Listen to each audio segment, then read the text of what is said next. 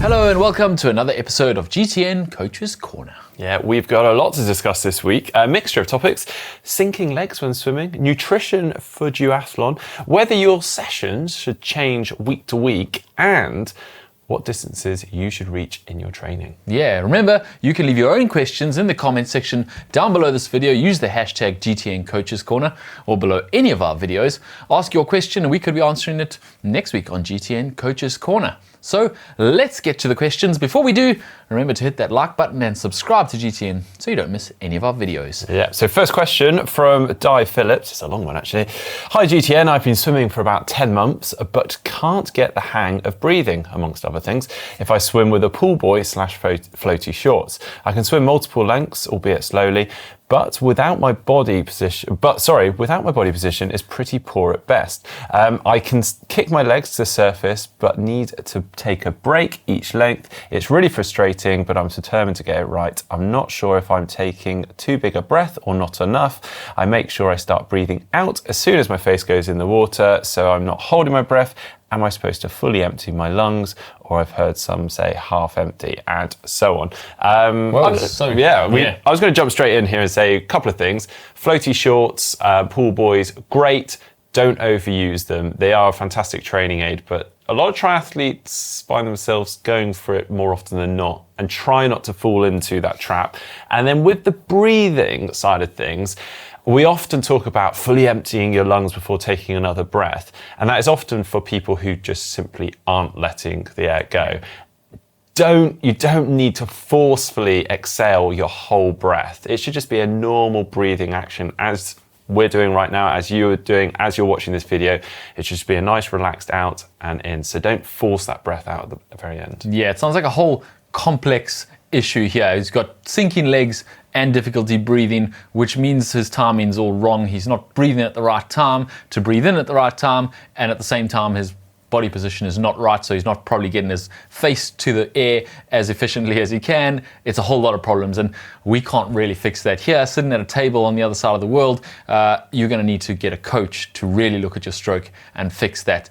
There are a lot of things you can do to stop sinking legs. We actually have a video on the channel about stopping sinking legs, so you can start there. At the same time, the breathing, as Mark says, is something you need to get into the rhythm of so that it's not forced at any point. You're not forcing yourself to breathe in, but you're also not forcing yourself to breathe out. It should be a normal, natural rhythm. It is something to work on, and yeah, you're probably going to need some help, to be honest, more than just GTN coaches. Tricky one, swimming. Swimming is a tricky one. It's a technique sport. Okay, on to our next question. It's from Emma G, and she says, hashtag GTN Coaches Corner. How should fueling for a duathlon differ from a triathlon?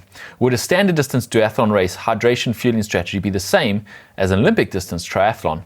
As there's no swim, I was wondering if hydration fueling should be spread out a bit more over the 3 legs.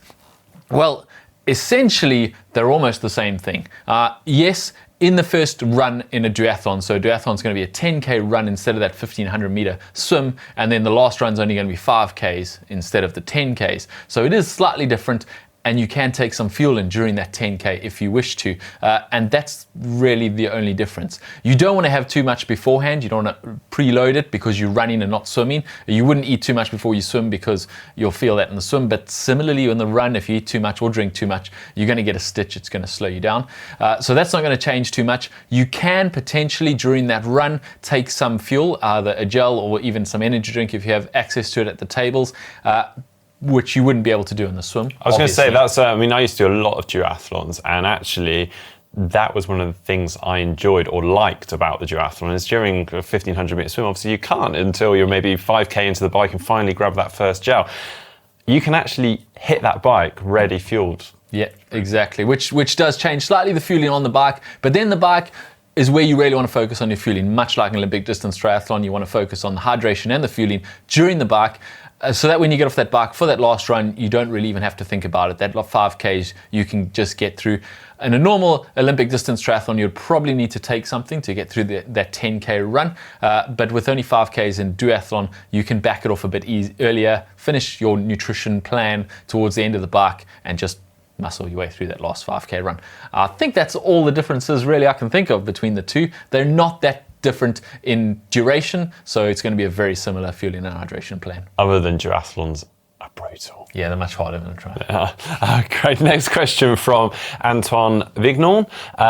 He said, hello GTN. I'm now training for a full distance or an Ironman distance triathlon next year after doing a 70.3 this year with 8 weekly sessions, roughly 8 hours with 3 bike, which includes 1 long, 1 VO2 and 1 tempo, 2 runs, 1 long, 1 interval and 1 swim and 2 S&C. Sessions are very similar every week, even though I'm trying to increase speed, power of high intensity training and increasing distance of the long bike and run before event, building up to 12 hours weekly. Is it sufficient to build fitness and keep my body adapting, or should I try and incorporate more periodization and change type of sessions every week? Wow, sounds very thorough. I mean, I've got to say, it sounds like you're on the right track here. You've thought about the structure, and I'd say, first off, very well done, but it does sound like you need to think about the periodization and kind of that bird's eye view of the whole year and how you plan up to that event. Yeah, it looks like he's ticking all the boxes as you would in a week, but there's going to be some benefit to changing the stimulus that you give in your body as you go through the season and also week on week.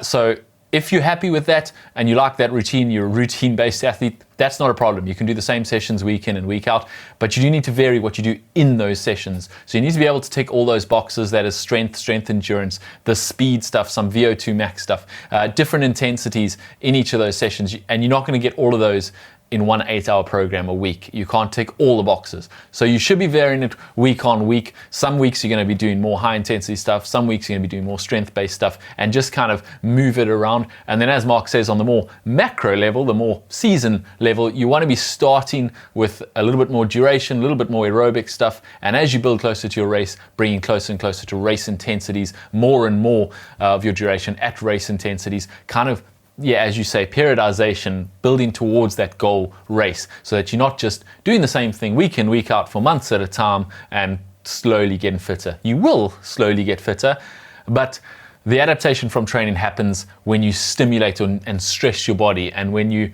doing almost the same thing you did last week with a tiny tweak, you're only adding a very, very small amount of stress, and therefore you're only going to get a very, very small amount of adaptation.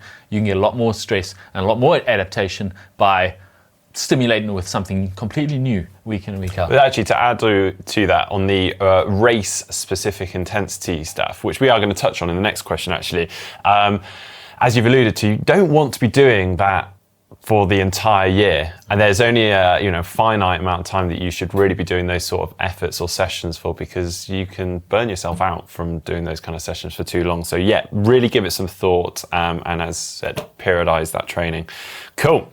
Next question. Yeah, this is from Michael Anders, and he says, #Coach's Corner. Hi guys, I am a few weeks out from my first Olympic distance try in Noosa and looking to break 2 hours 45. What distance should I be hitting for each discipline each week, and what time should I be aiming for to ensure I can piece it all together? My current times are 26 minutes swim, 118 bike, 51 run. Would definitely like your opinion. Cheers, Mike. We left this a little late. Sorry, because mate. Pretty sure Noosa happened yesterday. So I hope it went well, Mike. Sorry we weren't able to help you, but we are going to answer your question because it may help someone else in the future. Mike's asking, if you've got specific time goals, what should your duration and also what should your intensity be to hit those specific time goals? And you can work this 2 ways. You can either take from where you currently are and just add some stimulus or some stress, as in push your limits a little bit, and you will get some adaptation, get as far as you can as you get up to the race, and then do your best on race day. If you have a specific goal like Mark does, like 2 hours 45 for an Olympic distance, you can then break that down into specific times. So he's got 51 minutes, for example, for the run. Now that equates to 5 minutes, just over 5 minutes a K for the run, and that's his race pace. So then when you come to structuring your program, you're going to do a little bit of your work slightly above race pace, a little bit of work at race pace, and the majority of your work significantly below race pace, so that it's not stressing you, it's building that aerobic engine, it's getting you ready to perform at that race pace, but not actually doing all your training at race pace.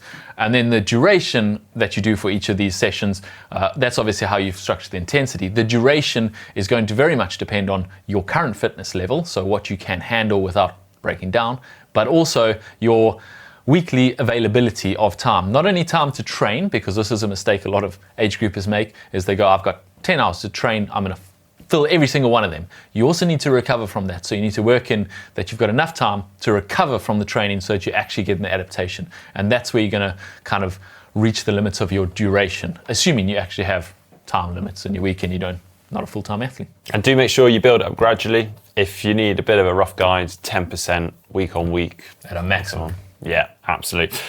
Well, thanks ever so much for all your great questions. Don't forget, you can post your own questions in below this video, below any other video, using the hashtag GTN Coaches Corner. Thanks again for all those questions. If you enjoyed today's video, give it a like. See you next week.